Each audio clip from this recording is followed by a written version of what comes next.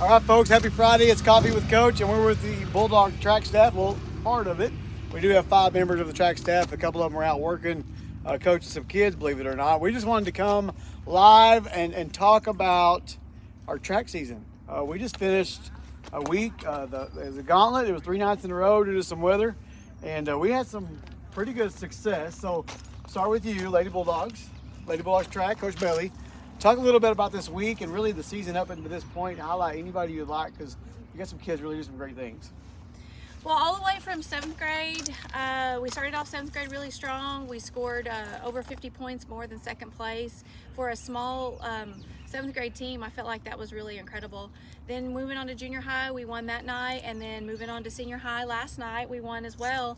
And it's always good to win at home with the support that we have from the community, and everyone's out watching the kids.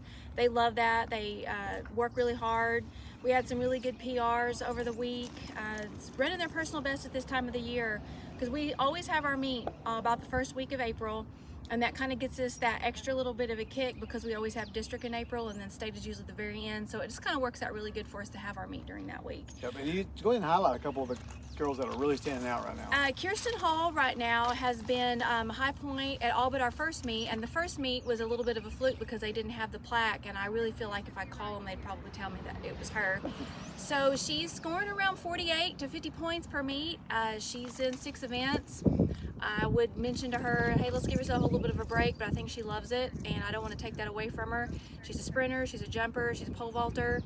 She really helps us out a whole lot, and she is a freshman, so that means that she does get to move up for senior high, which will help us tremendously when it comes time for district. And we would love to have her make it into state, which is anytime you can get a freshman into state is a great thing. Yeah, and so speak a little bit about the boys, Coach Hudson. We had a very similar successful week. We've had a pretty successful season up to this point because you've probably got more boys already into the state meet than we ever have at this point in the season. I may be mistaken on that. So speak on the boys program a little bit. Well, we did win the 7th grade and junior high and the senior high meet. The 7th grade and junior high meets were not the greatest of weather. No. It was tough. We didn't have a lot of PRs. We had several, and we had some with the wind right in their face, and that was pretty good thing for us as well. As far as pre-qualifying, we got every relay in but the 4x1. We just got our 4th 800 runner in last night. We already have 1 400 runner in with several more right on the door. Right. And so hopefully next week we can get 3 more 400 runners in. All right. And we're pretty close on the 2 with 2 guys. And we got a miler that's hopefully going to be pretty close here soon. And there was, I love the excitement. I don't even know what was going on, but I think the guys knew somebody was trying to get a certain time. And Caden Broomfield there was a couple of those moments last night. There was a little excitement about over a time. And so it's just seeing the girls and boys track support each other like they do, man, that goes a long ways with what you guys are doing as far as the culture of your program. So Coach Sox does our 7th grade and junior. He's our head 7th grade and junior high, but he, more than anything, he'll tell you he's the throws coach. Yes. And so you want to highlight some of those because those guys and gals are getting in the weight room and they're working. So speak on that a little bit. Yeah, we had several girls come out yesterday and do great things. 75-foot discus throw. We had a girl PR at 91 feet. Allie had a great day. Lots of kids helping us work, helping with events, volunteering. Big night for guys in shot put. Kason Davis went 42. He's kind of trending up for the season, getting back where he was at. Levi Brown finally broke the 40-foot mark, so proud of that guy. The junior high throwers, if we could have scored all guys, we had 6 throwers. 5 would have scored in the top 8. All but one of those 5 was over 100 foot. And we have a really competitive junior high group coming up in the throws. Just highlighting some of the 7th grade guys. Hayden Henry, Eli Morris. We got a lot of those guys.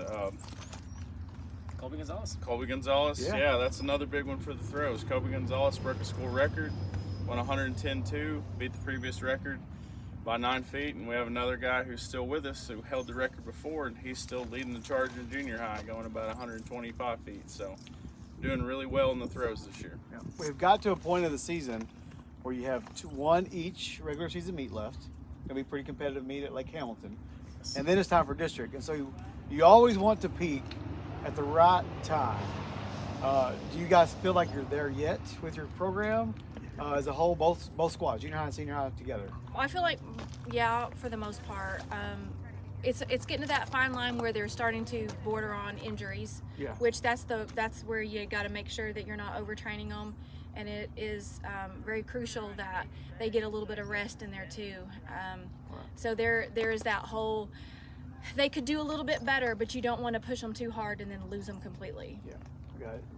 What are your thoughts on that? We're pretty close. So the way that our training cycle was set up, last week I beat the snot out of their legs. Right.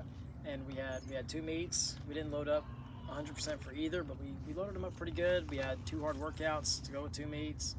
And so this week we backed off them, and now we're starting a little 4-week block leading up to the state championship. And I mean, Cason Davis finally ran a full meet, and he won High Point, and he's finally back and stuff. And we Gabe Neville's jumped 4 inches in high jump PR'd. Right. And so we got these guys trending in the right direction. And a little 800 runner that PR'd yesterday was a 6-second PR as well. Well, I don't know who all is going to watch this, but they're going to really have no idea what your world's like. You guys coaching 7 through 12, boys and girls. So many athletes, as we saw, competing this week, and then getting them coordinated into an event or 2 or 6, and then getting them qualified for the junior district, because you're going to take 4 in senior high district, and then state, which is something else we'll talk about later. Next week's meets are important probably for a couple of your kids trying to get one of those spots. They've run at Lake Hamilton junior high on Tuesday, and then Thursday is senior high, barring the weather, I'm not sure, or the eclipse traffic. Who knows what's going to happen Tuesday. And then junior high district will be hosting here at Waldron, and I'd love for you to come out. That'll be Monday the 15th, and then we will travel to Morrilton on Friday the 19th. So we'll be back with the season recap and let you know how things are going. Anything else? Go Dogs!